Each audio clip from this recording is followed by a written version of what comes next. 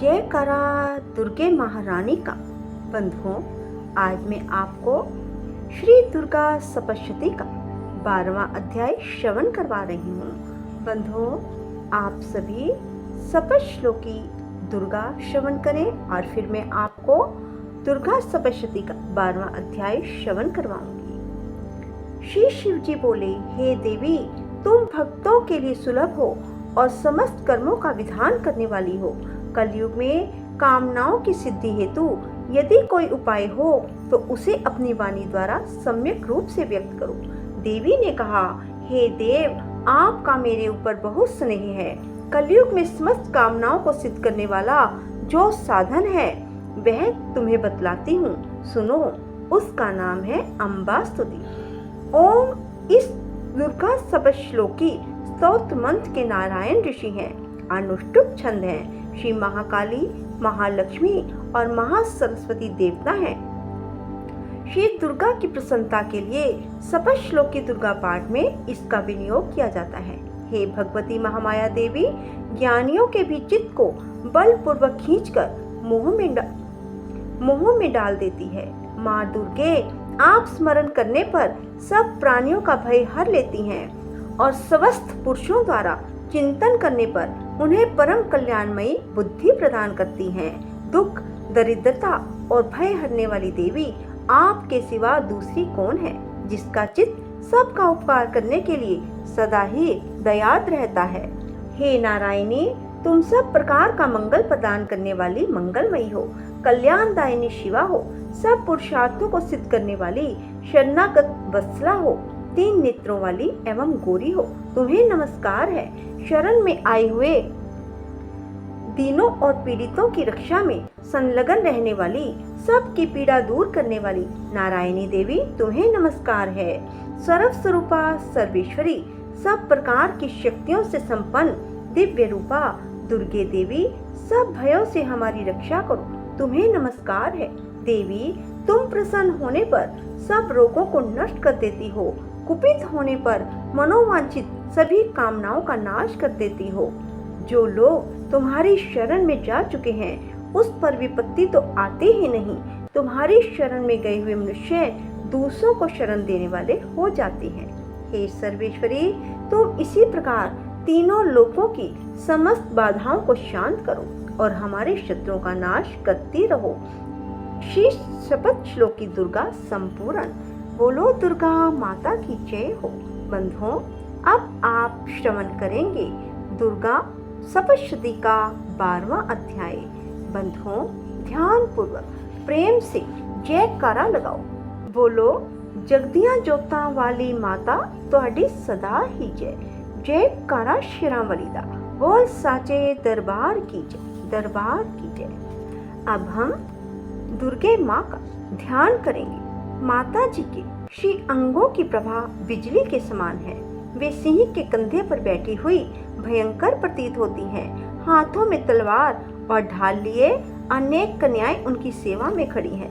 वे अपने हाथों में चक्र, गदा, तलवार, ढाल, बाण, धनुष, पाश और तजनी मुद्रा धारण किए हुए हैं। उनका स्वरूप अग्निमय है और वे माथे पर चंद्रमा का मुकुट धारण करती हैं। माँ कहती हैं, देवताओं, जो एकाग्रचित होकर प्रतिदिन इन स्तुतियों से मेरा स्तवन करेगा, उनकी सारी बाधा मैं निश्चय ही दूर कर दूंगी। जो मधुकैटभ का नाश, महिषासुर का वध, शुंभ निशुंभ के संहार के प्रसंग का पाठ करेंगे तथा अष्टमी, चतुर्दशी और नवमी को एकाग्रचित होकर भक्ति पूर्वक मेरे उत्तम महात्म का श्रवण करेंगे, उन्हें कोई पाप नहीं छू सकेगा। उन पर पाप जनित आपत्तियां भी नहीं आएंगी। उनके घर में कभी दरिद्रता नहीं आएगी। उनको कभी प्रेमी जनों के विछोह का कष्ट भी नहीं भोगना पड़ेगा।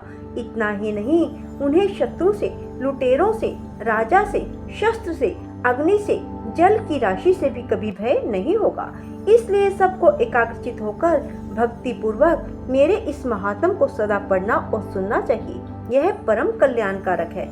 मेरा महात्म महामारी जनित समस्त उपद्रवों, आध्यात्मिक आदि तीनों प्रकार के उत्पातों को शांत करने वाला है।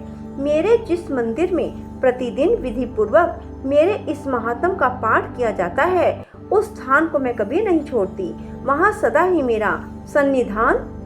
बलिदान, पूजा, होम, महोत्सव के अवसरों पर मेरे इस चरित्र का पूरा पूरा पाठ और श्रवण करना चाहिए।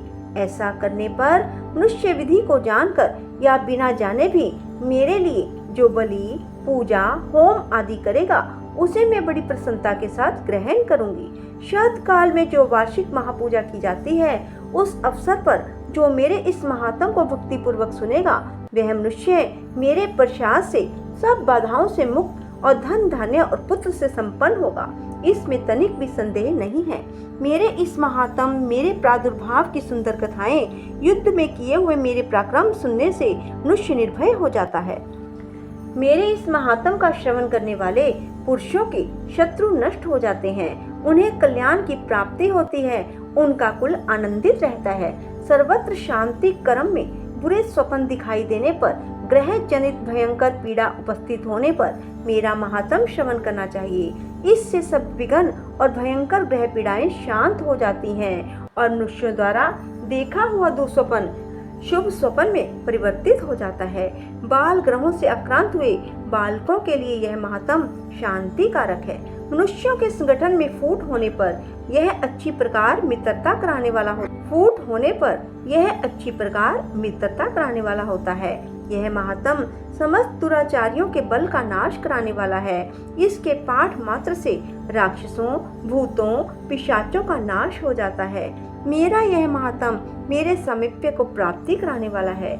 पुष्प, अधर्य, धूप, दीप, गंध आदि उत्तम सामग्रियों द्वारा पूजन करने से, ब्राह्मणों को भोजन कराने से, होम करने से, प्रतिदिन अभिषेक करने से, नाना प्रकार के अन्य भोगों का अर्पण करने से, दान देने से, 1 वर्ष तक जो मेरी आराधना की जाती है, उससे मुझे जितनी प्रसन्नता होती है, उतनी प्रसन्नता मेरे इस उत्तम चरित्र का एक बार श्रवण करने मात्र से ही हो जाती है। यह महात्म श्रवण करने पर पापों को हर लेता है और आरोग्य प्रदान करता है। मेरे प्रादुर्भाव का कीर्तन समस्त भूतों से रक्षा करता है तथा मेरा युद्ध विषयक चरित्र दुष्ट दैत्यों का संहार करने वाला है।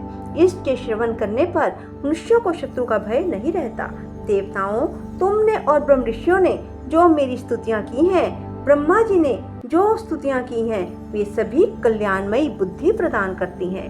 वन में, सूने मार्ग में अथवा दावानल से घिर जाने पर, निर्जन स्थान में लुटेरों से दाव में पड़ जाने पर या शत्रुओं से पकड़े जाने पर अथवा जंगल में सिंह, व्याघ्र और जंगली हाथियों के पीछा करने पर, कुपित राजा के आदेश से बंद या बंधन के स्थान में ले जाए जाने पर अथवा महासागर में नाव पर बिठाने के बाद भारी तूफान से नाव के डगमग होने पर, अत्यंत भयंकर युद्ध में शास्त्रों का प्रहार होने पर अथवा वेदना से पीड़ित होने पर, किंबहुना सभी भयानक बाधाओं के उपस्थित होने पर जो मेरे इस चरित्र का स्मरण करता है, वह मनुष्य संकट से मुक्त हो जाता है।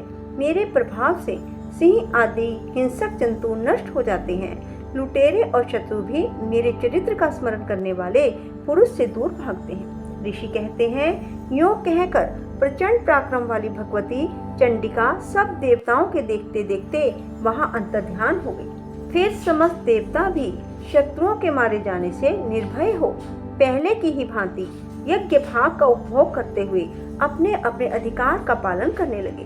संसार का विध्वंस करने वाले महाभयंकर अतुल पराक्रमी देव शत्रु शुंभ और महाबली निशुंभ के युद्ध में देवी द्वारा मारे जाने पर शेष दैत्य पाताल लोक में चले आए। राजन, इस प्रकार भगवती अंबिका देवी नित्य होती हुई भी पुनः पुनः प्रकट होकर जगत की रक्षा करती है।